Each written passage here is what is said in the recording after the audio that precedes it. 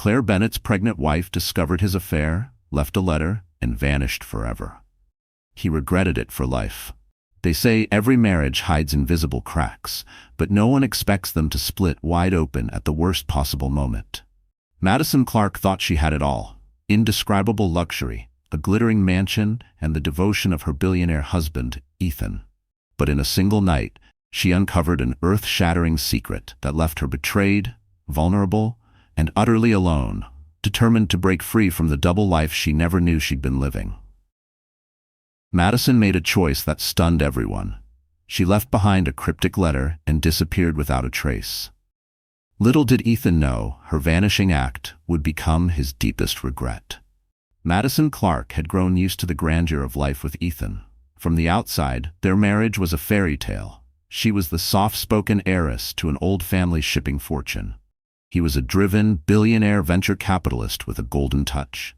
They married in an extravagant ceremony on the Amalfi Coast, splashed across gossip magazines as the wedding of the decade.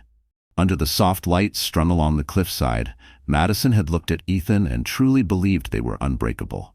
She had sworn it silently, her fingers wrapped tight around his, ignoring every cautious whisper from her friends that perfect men rarely stayed perfect forever. In the first years, she clung to every sign of tenderness. The way Ethan tucked her hair behind her ear during black tie galas, the quiet kisses he pressed to her forehead when the cameras weren't watching. She built her world around these moments, stitching them into a fragile armor against the loneliness that sometimes crept through the endless corridors of their mansion. From that moment on, Madison learned that, in the world of the ultra-wealthy, illusions and masks weren't just common, they were necessary. For years, the Clark estate in Bel Air, Los Angeles, stood as the center of elite social gatherings, its halls decorated with Renaissance art and contemporary installations. The mansion, an imposing property with a gleaming white facade, was rumored to be worth over $80 million. The marble-floored foyer alone glowed beneath a massive crystal chandelier Madison had personally won at an auction in Paris. Endless hallways, filled with antique furniture, whispered secrets of an opulent but hollow life. Madison sometimes felt like a guest in her own home, so meticulously was every inch curated by Ethan's design team. Still, there was genuine affection between them, or so Madison believed. They had late-night dinners prepared by Michelin-starred chefs, and sometimes snuck out to grab slices of LA's iconic deep-dish pizza. Ethan had his flaws, but Madison accepted them. She was no stranger to the complexities of the privileged world. Born into wealth herself, she understood the demands placed on a man in Ethan's position. The board meetings, the endless deals, the travel that spanned continents. Madison, from an early age, was taught that a lasting marriage needed a patient heart. Her parents had lived that truth, a lavish yet icy arrangement that held them together despite years of unspoken resentments. She clung to the hope that her own marriage with Ethan would be different, deeper. In her heart, she yearned for something real.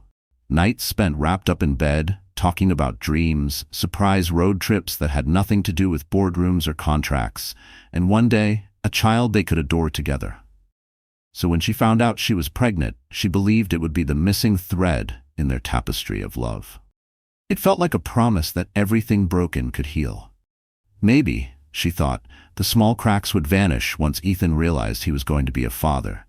Maybe the strain between them would dissolve when the baby became real. But the illusion of love and safety shattered faster than she could have ever imagined. Sometimes one phone call is enough to break your world apart. 5 months into her pregnancy, Madison's mornings were a fog of nausea and exhaustion, but her heart stayed light with hope. She pictured Ethan cradling their baby in his arms, whispering bedtime stories, building the kind of family she had always dreamed about. On a crisp November morning, with a cold breeze rattling the tall windows, Madison was flipping through nursery furniture catalogs in her sunlit upstairs study. Soft pastels? Or clean, neutral whites? She couldn't decide. She could almost hear the baby's gentle coos filling the carefully designed nursery. The thought was thrilling. Just then, her personal assistant, Hannah Reese, tapped lightly on the door, holding a bundle of mail and packages from the morning delivery. Among the usual invitations and cards, Madison noticed an envelope from a medical center in Seattle, clearly addressed to Mr. Ethan Clark. It immediately caught her attention. Ethan's doctors were all in Beverly Hills or West LA, never in Seattle. A faint dread prickled at her gut. Maybe it was a donation request, or a sponsorship for a new project he hadn't mentioned. She tried to shrug off the unease, but something deep in her stomach wouldn't let her ignore it. With shaky fingers, she slit the envelope open. Inside was a single piece of paper from a prestigious private clinic run by Dr. Ramon Delgado. It was a bill for prenatal visits and a set of lab tests. They weren't in Madison's name. Her eyes darted back and forth across the page, hoping she had misread it, praying that if she blinked enough times, the words would rearrange themselves into something harmless. But the truth carved itself deeper with every glance. Her heartbeat roared in her ears. She pressed a trembling hand over her belly, as if shielding her child from a reality she herself couldn't yet bear to face. A silent gasp caught in her throat. This single slip of paper shattered every promise she had clung to, ripping away the fragile dream she had been stitching together in the soft morning light. In that instant, her entire world seemed to tilt off its axis. She read the words, "Patient, Olivia Meyer," and the due date matched so closely with Madison's own term that her pulse stuttered in her veins. The father's name on the record was Ethan Clark. Could it be a horrible mix-up, a clerical mistake? She scanned the page again. The address listed was the Seattle apartment Ethan sometimes used during his West Coast deals. The father's name was printed clearly: Ethan A. Clark. There was no question whose name it was. Madison's heart pounded so hard she felt lightheaded, a freezing wave of betrayal crawling through her bloodstream. She gripped the armrest of her chair, staring at the paper like it might dissolve if she blinked enough times. This couldn't be real. It had to be fraud, identity theft, anything but the truth. Tears blurred the black print on the page. Her mind spun in panic, replaying every affectionate word he'd ever whispered in the dark, every vow made under the starlit Amalfi sky. Each memory now felt poisoned, crawling with lies she had never seen coming. The baby kicked gently inside her, a soft, oblivious nudge that made the agony sharper. When Hannah asked softly if everything was all right, Madison forced a tight smile and lied through her teeth. She said it was a simple billing mistake she'd handle herself. But Hannah noticed Madison's trembling voice and pinched expression. "Are you sure, Mrs. Clark?" "Perfectly fine," Madison cut her off quickly, sweeping the letter out of sight. "Please, I just need a moment alone." She needed to make a call. Madison paced her study, her phone clutched in a sweaty hand, but she wasn't ready to dial yet. She pressed her free hand over her belly, steadying her breath for the baby's sake. Images crowded her mind. Every late night Ethan came home smelling of hotel lobbies, every last-minute trip he claimed was urgent, every time she'd trusted him, because that's what a loyal wife did. She believed him because she was supposed to. The patient, trusting spouse. Now, with every ring of the phone, her chest felt like it might split open. The ringing mocked her, each buzz a reminder that the life she had sacrificed so much for was never truly hers. She closed her eyes, fighting the urge to scream, forcing herself to stay calm for the tiny heartbeat inside her that had no idea its father was a liar. When Ethan finally picked up, the sound of traffic and a gust of wind told her he was outside somewhere, probably between meetings. "Madison, sweetheart. Hey, everything okay?" Just hearing his familiar voice nearly broke her. "I need you to come home. Now." Her voice cracked, despite her best effort to sound calm. "Baby, I'm in the middle of a pitch downtown. Can it wait?" "No," she said, her tone sharpening like a blade. "It's urgent." Even from miles away, Ethan caught the edge in her voice. He promised he'd be home as soon as he could. By the time he arrived, Madison had read the letter so many times she could recite every word without looking. She sat on the edge of their bed, the soft glow of the fireplace doing nothing to chase the deep chill inside her. Ethan burst in, his face tight with worry. "What's wrong? Are you okay? Is it the baby?" Madison didn't answer. She just stared at him with empty eyes, then held out the envelope. Ethan's color drained the second he read his own name on the medical record. His lips parted to speak, but no words came out. She had never seen him look so cornered, like a guilty child caught red-handed in something shameful. he started, his voice rough. It's not what you think. She let out a bitter, choked laugh. You don't even know what I think. So why don't you enlighten me? Who is Olivia Meyer, and why does she have a baby with your name on it? Ethan's eyes darted everywhere, the fireplace, the door, anywhere but at her. It was a mistake, he finally muttered, still clutching the paper like it might vanish. We had an affair, but it's over. I swear, Madison, it's over, he faltered, swallowing hard. I never thought she'd get pregnant. I didn't know how to tell you. Madison's whole body trembled with fury and devastation. So you're telling me you have another baby on the way, while I'm 5 months pregnant with ours? Tears gathered, burning her eyes, but she refused to let them fall. She clung to what little dignity she had left, if only for the small life moving inside her.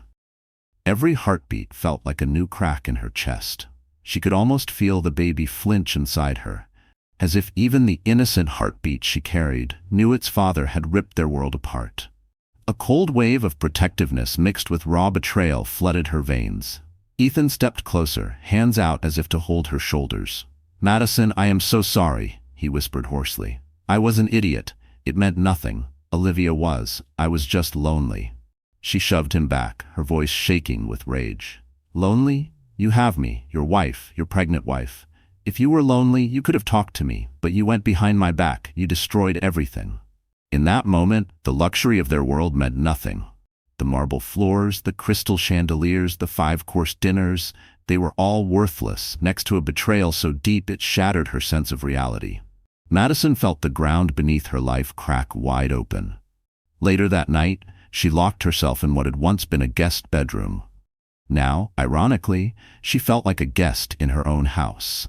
Ethan paced the hallway outside, pleading through the door, begging her to talk to him, to forgive him, to let him in. She ignored him. She turned up a soft playlist of classical piano, hoping it might drown out the chaos screaming in her mind. But no music could quiet the storm that raged inside her. Between ragged sobs, Madison reached for her leather-bound journal, a pale pink notebook she'd bought during their honeymoon on Santorini. It was meant to hold joyful memories. Now it cradled her private heartbreak instead. She scribbled question after question, her tears spotting the pages. Why did he do this? Was it my fault? What happens to our baby now? Can I ever trust him again? She pressed her palm against her belly, whispering broken apologies to the tiny life that deserved so much better than this mess. Each answerless thought cut deeper than the last. Sleep never came. By dawn, Madison found herself drifting through the silent house like a ghost, wandering the polished halls she once called home, carrying a grief too heavy for her trembling heart. An idea slowly took shape, a plan to escape. Madison knew she couldn't raise her child in a house built on lies. But where could she go? Part of her thought about retreating to her family's coastal estate in Maine, but another part craved somewhere much farther. Europe, maybe Asia, any place where the Clark name didn't hover over every dinner table and whispered rumor. By the time the sun rose, Madison still hadn't made a final choice. But she knew one thing for certain. She had to leave, even if only for a while. She needed air, distance, and a chance to save what little sanity she had left. Ethan was frantic by then, calling her name behind locked doors, flooding her phone with desperate messages she refused to read. Each vibration of her phone on the nightstand felt like a nail hammering into her skull, but she shut her eyes tight and pressed her palm over her belly, reminding herself that she was not just a wife anymore. She was a mother, and this tiny life deserved a clean slate, far from his deceit. Later that morning, when he finally left for a board meeting he couldn't cancel, Madison saw her chance. She sat at her vanity and wrote the only goodbye she could manage, a letter soaked in grief and resolve. Ethan, you've cut a wound so deep that every breath feels poisoned by betrayal. Maybe I was foolish to trust you so completely. I loved you. I believed in us. Now I see our so-called fairy tale for what it really is, cruelty wrapped in pretty lies. You've destroyed us in ways no apology or money could ever fix. I'm leaving. I don't know when or if I'll come back. Our child, my child, deserves better than the prison you built for me. Maybe one day I'll forgive you, but right now I can't even look at you. Don't search for me. You won't find me. By the time you read this, I'll be gone. Madison. When her hand trembled, She forced it steady. She wouldn't let her tears stain this final truth. She drew in a sharp breath, wiped a single stubborn tear from the corner of her eye, and whispered to the reflection in the vanity mirror, "You can do this. For both of us." Once finished, she sealed the note in a plain envelope and laid it neatly on his nightstand. Then she called a discreet car service, one Ethan didn't own or control, and arranged her departure. She packed lightly: passport, cash, a few clothes, and her prenatal vitamins. With slow, unsteady steps, she slipped through the side entrance, leaving the mansion that had been her gilded cage. The staff, fully aware something was terribly wrong, kept their distance but watched her leave with quiet, worried eyes. As the black SUV rolled away, Madison looked back just once. The life she'd clung to wasn't real. It had been a mirage, crushed under the weight of betrayal. 2 days later, the letter surfaced. Ethan, after staying holed up in a luxury hotel suite downtown to give Madison space, came back to find the estate unnaturally quiet.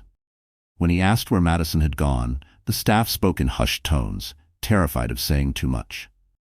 All they would admit was that she'd left in a car and hadn't returned. At first, Ethan assumed she'd run to her family's place in Maine, but when he called her mother, Margaret O'Connor, her icy fury tore apart any hope he had left.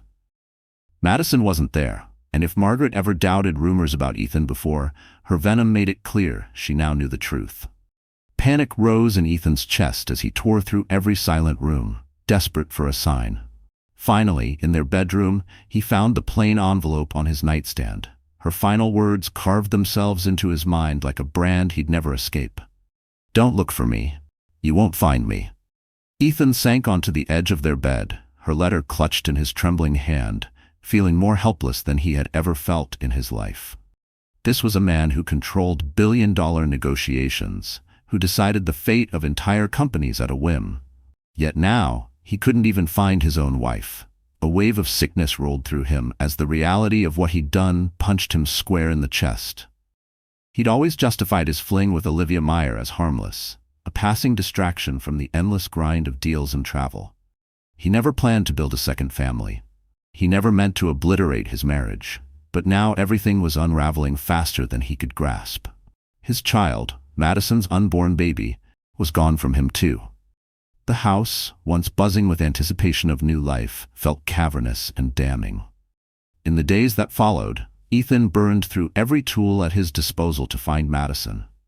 He hired top-tier private investigators, leaned on security consultants, and even whispered hush-money offers to staff who might have seen something.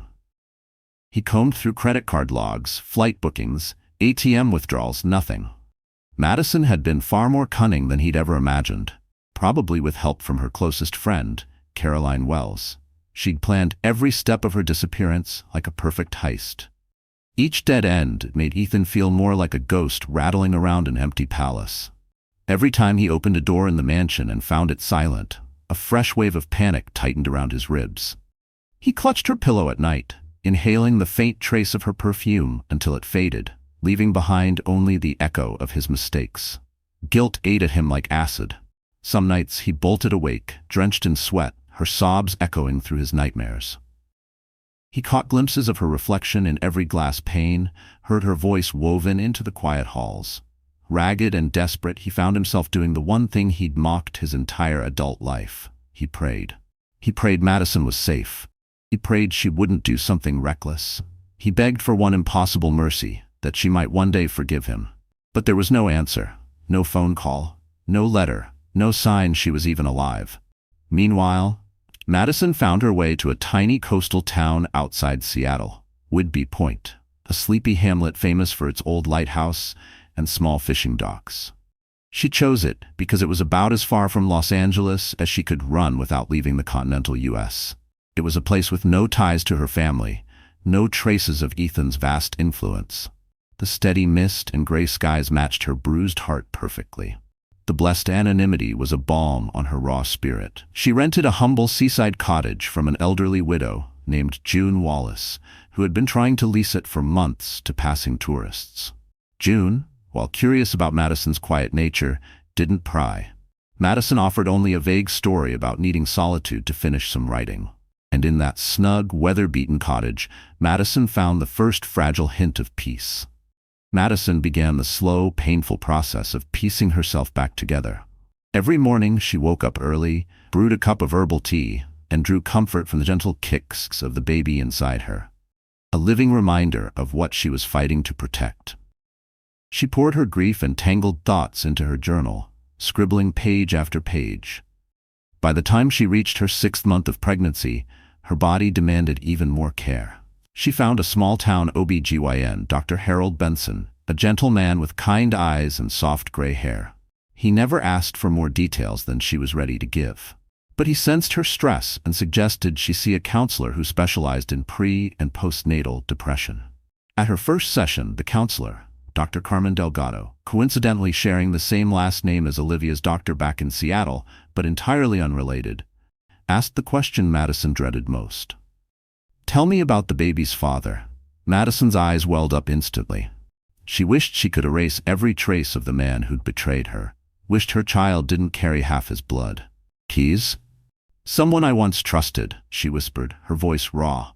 Every day tested her strength. Though she sometimes missed the life she'd left behind, private drivers, a maid, top-tier doctors at her beck and call, she clung to the freedom of being anonymous. She could wander the narrow beaches, unnoticed and unburdened by whispers. Some afternoons, she'd sit alone on a weathered bench by the pier, watching fishing boats glide across the misty bay, letting herself imagine a small, simple life. Sometimes the salty wind dried her tears before they could stain her cheeks. Back in Ethan's world, events unfolded in ways he hadn't foreseen. With Madison gone, Olivia Meyer saw an opening to elevate herself. Unlike Madison, Olivia was hungry for more than just secret rendezvous. She used her connection to Ethan to claw her way closer to the luxury she craved. Ethan had always intended to keep Olivia hidden in the shadows, but Madison's sudden disappearance emboldened Olivia to step out into the light. She wanted acknowledgement, public and undeniable. She wanted financial security, the status of being linked to a billionaire, and a family name that would open doors for her unborn baby. Olivia called Ethan relentlessly, popped up unannounced at Clark Holdings headquarters in downtown LA, stirring murmurs among the staff. To Ethan, her constant presence was a suffocating echo of every mistake he'd made. He tried to appease Olivia with money, lavish sums meant to buy silence and distance. He purchased her a penthouse in Seattle, set up generous trust funds for the child, and covered every private doctor's bill. But Olivia wasn't content with checks and luxury alone. She demanded Ethan's attention, his time, and a place in the world he had once promised solely to Madison. She wanted Ethan to come with her to every doctor's appointment, to rub her swollen feet at night, to whisper reassurances that she wasn't just some dirty secret. But every time he looked at her, all he could see was the raw, excruciating hurt he'd burned into Madison. This twisted double life suffocated him with guilt. On one side, a dead-end search for Madison. On the other, the forced performance of fatherhood for Olivia. Some nights, Ethan would crash on the couch in his office or book a suite at a nearby hotel, just to avoid Olivia's constant demands. He'd lie awake calling private investigator firms for any scrap of news about Madison. Every answer was the same. Nothing. Then finally, a crack appeared in the silence, a flagged financial transaction. Madison had withdrawn $50,000 in cash from her personal trust at a bank in Seattle. It wasn't definitive, but it was the first sign of her in weeks. Ethan wasted no time. He boarded his jet and flew straight to Washington State, desperate to pick up her trail. But Seattle gave him nothing but locked doors and polite refusals. The bank refused to share security footage without a court order. When he tried slipping cash to a teller, it only got him reported. All he pieced together was a rough timeline and a rumor that she might have stayed at a local motel. By the time Ethan pulled into that parking lot, Madison was long gone, hidden away in her small rental on Whidbey Point, completely unaware that Ethan had been so close. Driving through Seattle's endless gray drizzle, Ethan felt the crushing truth settle on his chest. If Madison didn't want to be found, he might never see her again. Regret pressed down on him like an iron weight. He'd built a life on the belief that money, influence, or sheer force of will could fix any problem. Now none of it could bring back the one person he needed most. Another month crawled by, carrying Madison into her 7th month of pregnancy. Each day became more physically draining, but she pushed through, determined to do it alone. She borrowed stacks of books from the small local library, everything from birthing guides to single parenting tips, reading every page like it was a lifeline. She bought tiny onesies and blankets from thrift shops, paying cash to avoid leaving any trail on her credit cards. Sometimes, in the quiet of the night, loneliness threatened to break her resolve. She thought of her mother, probably sick with worry. She missed her father, gone for years now, and imagined how disappointed he would be seeing her fight this battle alone. And yes, sometimes shamefully, she missed Ethan. She missed the familiar strength of his arms, the warmth of their shared bed. But every time her heart softened, the memory of his betrayal would snap her back into steel-edged reality. One late afternoon, after a routine checkup, Madison felt lightheaded, climbing the porch steps to her little cottage. The world tilted beneath her feet. She collapsed, barely catching herself on the railing before her knees hit the wooden planks. Alarmed neighbors rushed toward her, concern etched into every worried glance. Neighbors called an ambulance, and at the hospital Madison learned she was dehydrated and her blood pressure was alarmingly high. It was a harsh wake-up call. She was carrying precious life, and her anxiety was putting both herself and the baby at risk. Gripped by fear, she knew then she couldn't do this entirely on her own. She confided in June Wallace, her kind-hearted landlady, who stayed by her side and nursed her through a few days of strict bed rest. June shared her own stories of heartbreak and love lost, weaving a quiet bond with Madison that brought flickers of warmth to her lonely days. Through these gentle moments, Madison rediscovered something she thought she'd lost: the belief that not everyone was waiting to betray her. Some people were simply there to help. Meanwhile, Olivia's pregnancy pushed on. Ethan forced himself to keep up the charade, attending the occasional birthing class, buying nursery furniture, but each task felt hollow and false. Olivia saw through him easily. She pushed him to move in with her, to show his face beside hers at charity events and fundraisers, but Ethan always found excuses to dodge her demands. Rumors spread like wildfire that Madison Clark had mysteriously vanished, and Olivia relished every second in the shadows of the gossip columns. She quietly leaked hints to small tabloid blogs, painting Ethan as an uncaring husband who had driven his wife to flee. She positioned herself as his new partner, flaunting her baby bump as if it were his only child, willfully leaving out the truth about Madison's pregnancy. "You're turning me into a monster," Ethan hissed at her during one explosive argument in her Seattle penthouse. Olivia only shrugged, folding her arms across her belly. "Maybe if you did right by me, I wouldn't have to feed the press." That night, after slamming her door behind him, Ethan sat alone in his car, parked outside Olivia's building. He stayed there for over an hour, wrestling tears of frustration and bone-deep regret. He replayed every decision that led him here, betraying Madison, creating this tangled mess, and wished he could undo it all. He wanted to rewind time to the days when he still had her beside him, before betrayal hollowed out everything. But that world was gone. Now he had Olivia's manipulation, a missing wife, and an unborn child slipping further from his grasp each day. Desperate, Ethan turned to George Farnsworth, a legendary private investigator with decades in law enforcement and a reputation for bulletproof ethics. George had heard enough whispers about the Clark scandal to make him cautious, but for the right price, and for the chance to bring real closure to Madison, he agreed. For weeks, George combed through every detail: flight manifests, rental car logs, short-term leases. He tracked down some of Madison's old friends, including Caroline Wells, who offered nothing but cryptic comfort. "Madison is safe. That's all you need to know." George, a seasoned hunter of hidden truths, saw through the stonewalling. Madison was smart, clever enough to hide behind aliases and cash transactions no paper trail could follow. But George wasn't done yet. She had prepared herself for this possibility. The breakthrough came when George uncovered Madison's travel history from California to Seattle. He pieced together scraps of hotel surveillance and even grainy shots from a ferry terminal. Finally, a single frame from the ferry to Whidbey Point showed a visibly pregnant woman whose profile matched Madison's. The quality was poor, but it was enough. George traveled to Whidbey Point quietly, avoiding questions as he canvassed local rentals and inns, scanning for any sign of a pregnant woman matching Madison's description. After days of dead ends, he stumbled upon an older neighbor who mentioned a polite, expectant young woman renting a small seaside cottage. Subtle probing confirmed her name, Madison. The final stroke of luck came when George spotted her himself, emerging from a small grocery store, bundled in a loose coat that couldn't quite hide her rounded belly. Even from across the parking lot, he recognized the woman in the faded wedding photo in his file. Her eyes were the same, luminous but clouded with pain and exhaustion.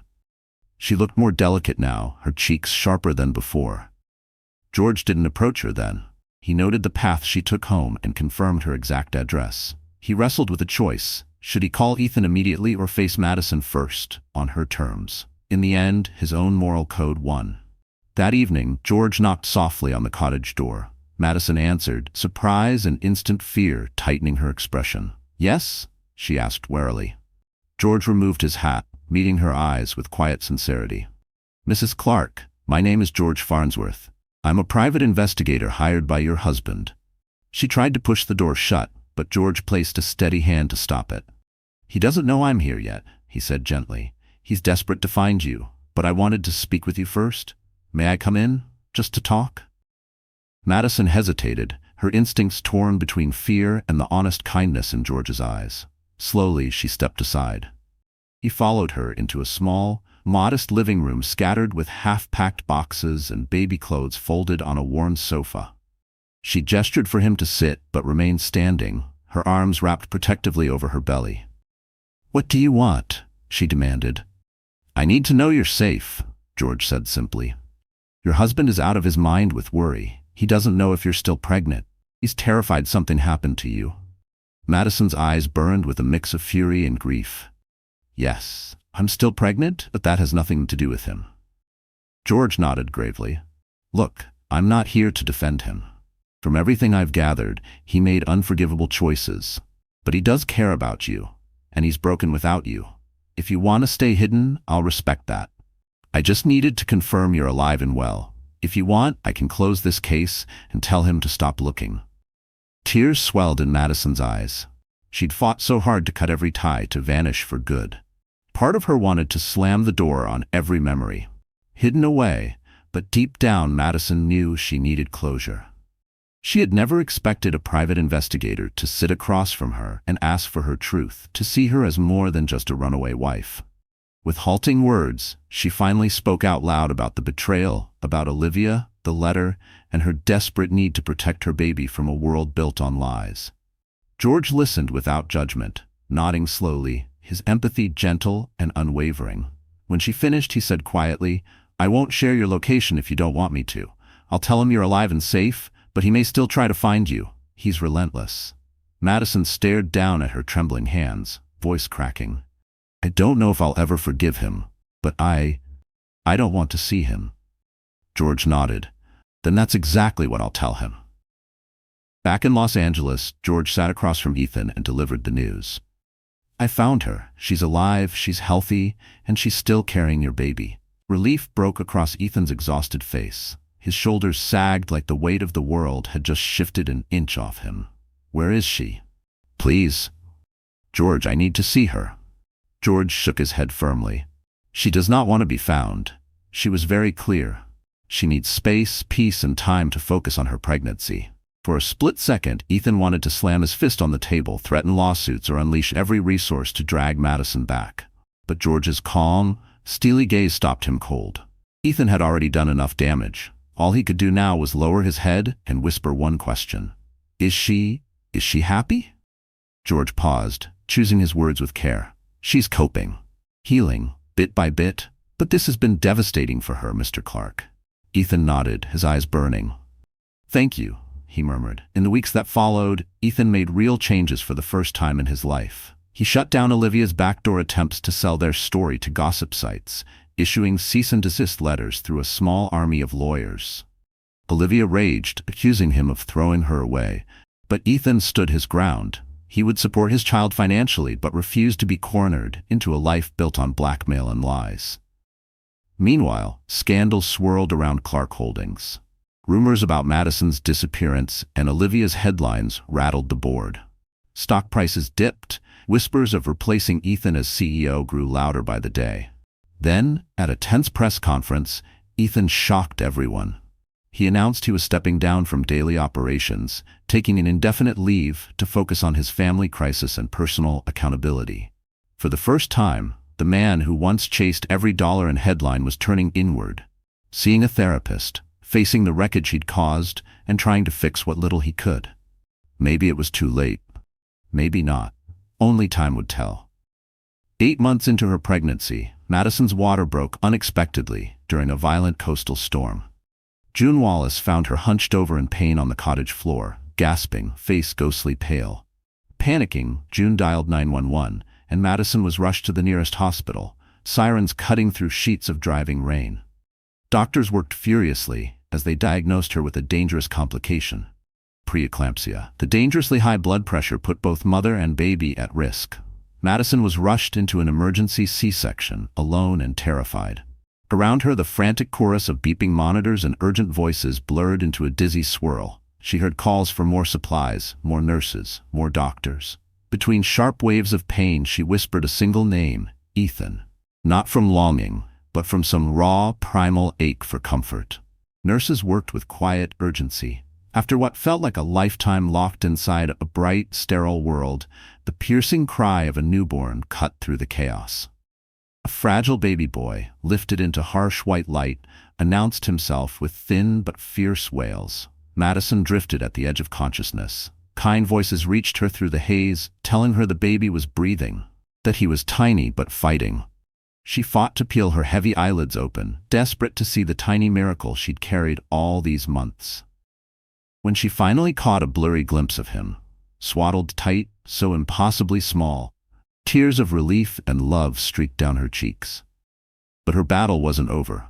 The preeclampsia triggered heavy bleeding, and Madison's condition worsened fast. The medical team worked frantically to stop the hemorrhage. For hours, her survival hung in the balance. Word reached George Farnsworth, who had stayed nearby in Whidbey Point, sensing Madison might need help sooner or later. Alarmed, he made a choice he'd promised not to make. He broke his vow to keep her location secret. He reasoned that if Madison didn't survive or needed better care than this small hospital could offer, Ethan's resources might be the only chance. He called Ethan's private number at midnight, his voice urgent when Ethan finally answered. "Madison's in trouble. She had an emergency C-section. She's fighting for her life. She's at Whidbey Point General." Ethan didn't waste a breath. He booked the first private jet to Seattle, his pulse thundering so hard it drowned out every rational thought. Was he too late? By the time Ethan stepped into the modest hospital, his suit rumpled and hair disheveled from a sleepless night in the air, nurses couldn't mask their shock at seeing a billionaire pacing their hallway. He found George in the small waiting room, pacing like a lion. "She's still in surgery," George said quietly. "The baby's in the NICU. He's premature, but stable." For the first time, the truth of fatherhood slammed into Ethan's chest. His son was fighting for every breath in a plastic incubator. His wife was clinging to life in an operating room he couldn't barge into or control with money. The regret roared so loud in his head he could barely breathe. He pressed his hands over his eyes, tears spilling through his fingers. Hours crawled by before a weary doctor finally stepped out, mask lowered, voice calm but firm. "Mr. Clark, she's in recovery. We managed to stop the bleeding and stabilize her blood pressure. She's not out of danger yet, but she's stable for now." An idea began to take shape, a plan for escape. Samantha knew she couldn't raise her baby in a house built on secrets and half-truths. But where could she go? Maybe she could hide away at her family's coastal property in Maine, or maybe she needed to disappear entirely, somewhere across the ocean to Europe or Asia, anywhere the Whitaker name wouldn't echo through every hallway and conversation. By sunrise, she still didn't have a definite destination, but she knew one thing. She needed to get out. Even if it was only for a while, she needed air, space, and a sliver of peace to hold herself together. Andrew was desperate, calling her name from behind the locked bedroom door, flooding her phone with frantic texts begging her to talk. She ignored every word. Later that morning, once he left for a critical board meeting he couldn't cancel without suspicion, Samantha realized it was her best chance. She sat down at the vanity and began to write a letter that would be both her farewell and her final truth. Andrew, you've carved a wound so deep that every breath tastes of betrayal. Maybe I was foolish to trust you so blindly. I loved you. I believed in you. Now I see the cruelty behind our so-called fairy tale. You've shattered us in ways that no apology or check can repair. I am leaving. I don't know when or if I'll return. Our child, my child, deserves better than the poison you've poured into this house. Maybe with time, I'll find a way to forgive you. But today, I can't even look at you. Don't look for me. You won't find me. By the time you read this, I'll be gone. Samantha. When her hand trembled, she forced it steady, refusing to let even a single tear fall and blot the paper. Once finished, she slipped the letter into a plain white envelope and placed it carefully on his nightstand. She called a discreet car service, one she knew Andrew didn't control, and arranged for a quiet pickup at the side entrance. She packed only the essentials: her passport, enough cash, a few outfits, and her prenatal vitamins. With trembling steps, she walked out of the mansion that had turned into a gilded prison. The household staff kept their distance but watched silently, their eyes filled with worry and helplessness as the black SUV pulled out of the driveway. Samantha looked back once, just once. The life she had believed in was gone, only an illusion now shattered beyond repair. 2 days later, Andrew found the letter. He had stayed in a penthouse suite in downtown Los Angeles after a tense emergency meeting, hoping that a night away would cool Samantha's fury. When he finally returned to the mansion, it was disturbingly quiet. He demanded to know where she was, but the staff murmured in uneasy voices that she had left in a car. Nothing more. At first he assumed she'd retreated to her mother's summer house in Maine. He dialed her mother, Margaret Hayes, but Margaret's icy tone made it brutally clear that Samantha was not there, and that whatever trust Margaret once had in him was gone too. Panic surged through Andrew as he tore through every room in the house until he found the envelope on his nightstand. Her words burned through him like acid. "Where is he?" she managed to whisper. "I'll take you to see him once you're stable," Andrew replied softly. He reached out to touch her hand, but she recoiled, confusion and anger battling in her eyes. "What are you doing here?" Samantha asked, her voice raw and strained. He lowered his head. "I had to come. I couldn't let anything happen to you or to our son. I know you told me not to look for you, but when I heard—" "I'm sorry, Samantha. I'm so sorry." Her body trembled, partly from the medication, partly from the tidal wave of grief washing over her. "You have no right to be here," she whispered, tears blurring her vision. "I told you to stay away from me." "I know," he said, his own eyes glassy with regret. "And I'll go if you want me to. But please, please let me help you through this. Let me be here for our son." She felt torn down the middle. Part of her loathed him for everything he destroyed, but another part, exhausted and fragile, dreaded facing it all alone. And yet she couldn't just forget what he had done. They spoke little more that day. The doctors focused on stabilizing Samantha's blood pressure, adjusting her medication, and easing her pain. Andrew stayed curled in a chair outside her hospital room, refusing to leave, even though she barely acknowledged his presence. Over the next week, Samantha slowly regained her strength until the nurses finally wheeled her into the NICU. The first time she laid eyes on her son, tears spilled freely down her cheeks. She slipped her hand inside the incubator, gently tracing her fingertip along his tiny palm, marveling at the fragile fingernails. Andrew stood silently at her side, reverent and still. When their baby squeezed Samantha's finger, she gasped, a sound caught between laughter and sobs, overwhelmed by a love so fierce it felt like fire in her veins. For a fleeting second, she wished this moment could be untouched by lies and betrayal. In the days that followed, both parents sat through neonatal classes together, learning to care for a premature infant. They changed tiny diapers under the NICU nurse's watchful eyes, practiced infant CPR, and pressed their son close for skin-to-skin contact. In those fragile moments, the anger between them went quiet, replaced by the unspoken truth that both would do anything for this child. Samantha watched Andrew cradle their son, how his hands trembled and how softly he whispered lullabies. Their baby stirred something buried deep inside them both, tugging at the corners of old memories and the love they once swore would never break. But reality always returned, like the memory of Madison and the child she carried. One quiet afternoon, Samantha finally forced herself to ask, her voice barely audible. "What about her? What about Madison's baby?" Andrew swallowed hard, the shame plain on his face. "I'm supporting her financially, but I'm not with her. Madison is about 7 months along. I know I have obligations there, but I'm not living with her. I don't want a relationship." Samantha closed her eyes and exhaled shakily.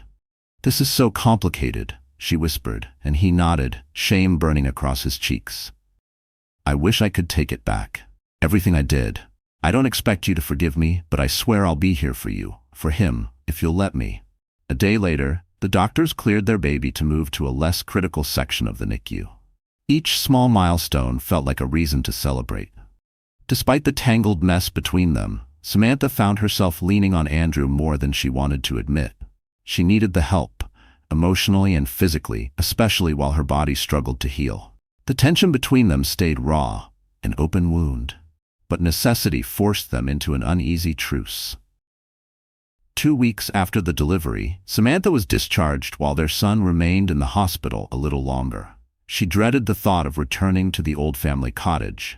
The steep stairs and lonely distance were too much for a mother still regaining her strength. Andrew offered to arrange a private suite at a luxury hotel nearby, complete with medical staff on call if needed. Accepting meant allowing him back into her circle of trust, even if only as her co-parent. She hated that she had no better choice, but for their child's sake she agreed. And so began a fragile coexistence. They spent hours every day in the NICU, learning how to care for their son until he was strong enough to come home. Samantha, worn thin from pain and sleepless nights, sometimes felt her calm unravel. During those moments, Andrew would quietly pass her a tissue or hold her hand, never asking for more than she could give. But nights were different. Samantha made it clear she wanted her own bedroom, while Andrew stayed in the suite next door. Their roles were defined, partners in parenthood, nothing more. Still, unspoken feelings flickered beneath the boundaries they built so carefully. One night, Samantha woke gasping from a nightmare, the memory of the emergency C-section crashing back like a wave. She couldn't catch her breath. She stumbled out to the shared lounge, finding Andrew bent over his laptop, reading through reports under dim light. He stood the instant he saw her, eyes wide with worry. Without a word, he led her to the couch, pressed a glass of water into her trembling hands, and rested a comforting hand on her shoulder. This time, she didn't flinch away. She collapsed into him, sobbing uncontrollably as the terror of how close she'd come to dying tore through her chest again. Andrew held her tightly, whispering apologies over and over for every sin that had led them here. When the tears finally subsided, Samantha felt the weight of sleep pulling her down. Their eyes met, and for the first time in months, a spark of the love they once knew glimmered between them. But when dawn broke, Samantha reminded herself that healing did not mean forgiving. Meanwhile, Madison Clark was livid over Andrew's absence. She'd heard whispers that he was still in Seattle, tending to his wife and son instead of staying by her side during the final weeks of her pregnancy. Her voicemails dripped with fury and threats to drag more secrets into the press. Andrew, exhausted by the guilt that never left him, returned her calls only to reassure her of continued financial support. But his patience for her games was wearing thin. "I'm in Seattle," he snapped during one curt call, "because my wife almost died giving birth to our son. I'm doing what any father should." He answered flatly, "I can't be everywhere, Madison." Madison scoffed on the other end of the line. "I'm carrying your child too. When exactly are you going to step up for us?" Guilt tore through Andrew's chest. 2 innocent children were caught in the wreckage he'd created. "I will support my child," he said, his voice tight, "but I can't be in 2 places at once." In the final stretch of Madison's pregnancy, her threats escalated. She warned that if Andrew didn't publicly acknowledge paternity, she'd leak every private text and detail to the media. But for the first time in his life, Andrew found that he truly didn't care about public scandal. All that mattered was protecting Samantha and their baby boy from any more pain. Still, for the sake of the unborn child, he worked to contain the damage, assigning his legal team to manage Madison's demands discreetly. After tense negotiations, a settlement was agreed upon. Madison would get a significant monthly stipend and a trust fund for the baby, as long as she signed a strict non-disclosure agreement. She agreed, grudgingly, resentment simmering just below the surface. Meanwhile, Samantha and Andrew finally settled on a name for their son, Nicholas. When Nicholas was discharged from the NICU at 6 weeks old, Samantha cradled him in her arms and felt a surge of love so pure it pushed the lingering bitterness into the background. Nicholas was tiny but fierce, his bright eyes darting around, taking in every sound. Moving back to her family's cottage was no longer an option, too isolated for a recovering mother with a fragile newborn. But Samantha couldn't stomach the idea of going back to the grand Whitaker mansion either. Not yet. With no clear plan, she reluctantly leaned on Andrew's resources to make the best choice for Nicholas's care. They settled into a modest rented townhouse close to the hospital, so Nicholas could easily see his pediatric specialists. What was meant to be temporary forced them into a quiet domestic routine. Late-night feedings, diaper changes, whispered lullabies in the dead of night. Through each shared moment, tension coexisted with an undeniable tenderness. As the weeks stretched into months, Samantha couldn't ignore the changes in Andrew. He was more present, more reflective, less consumed by his empire. No endless conference calls, no sudden business flights across continents. He focused on Nicholas's progress, on Samantha's recovery, and on attending therapy sessions with a local counselor who specialized in couples battling betrayal. In that softly lit therapy room, Samantha finally let the dam break. Her voice shook as she spilled every shred of rage she'd hoarded, every memory of betrayal that still clawed at her chest. Tears dotted her knees as she spoke. Andrew didn't interrupt, didn't deny a single word. He simply listened, absorbing every blow with a raw honesty she hadn't seen in years. He spoke candidly about his deepest insecurities, how he had always feared he wasn't enough, how he'd chased validation in the worst possible way. It wasn't an excuse, and Samantha knew it. But hearing it stripped away some of the numbness, letting her see the flawed man behind the betrayal. "I don't know if I'll ever trust you again," she confessed quietly, voice trembling. "At least, not like before." Andrew nodded, his throat tight. "I accept that. I know. I have to earn whatever trust you're willing to give me. If it takes my whole life, then that's what I'll do." 3 months after Nicholas's birth, an unexpected phone call shattered their fragile calm. Madison had given birth prematurely to a daughter, Cassandra, who now faced dangerous complications. Despite their bitter history, Madison pleaded with Andrew for help. Her local hospital didn't have the specialists Cassandra needed to survive. Hearing Madison's name still stung Samantha deeply, but when she saw the guilt and worry etched across Andrew's face, she understood that an innocent baby was suffering. Ignoring Madison's call for help would leave a stain on his conscience forever.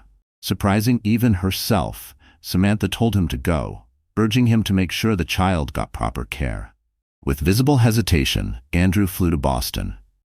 He arranged for the best neonatal transport and oversaw Cassandra's move to a top children's hospital. Once her condition was stable under the care of pediatric specialists, he made a promise to himself to prove his commitment by coming back to Seattle as soon as possible. Within a week, he was home. During his absence, Samantha found herself missing his quiet presence more than she expected. She caught sight of herself in the mirror. Nicholas nestled against her shoulder, and remembered the countless nights Andrew had stood behind her, guiding her hands as she fed or rocked their son. She realized that, even if their marriage never returned to what it was, she didn't want to face parenting alone.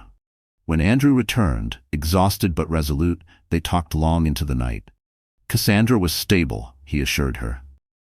"I'll travel to Boston regularly," he said, voice steady. "She's my daughter too. I owe her that." Samantha nodded slowly, eyes drifting to Nicholas sleeping soundly in her arms. "I can't blame you for that," she murmured.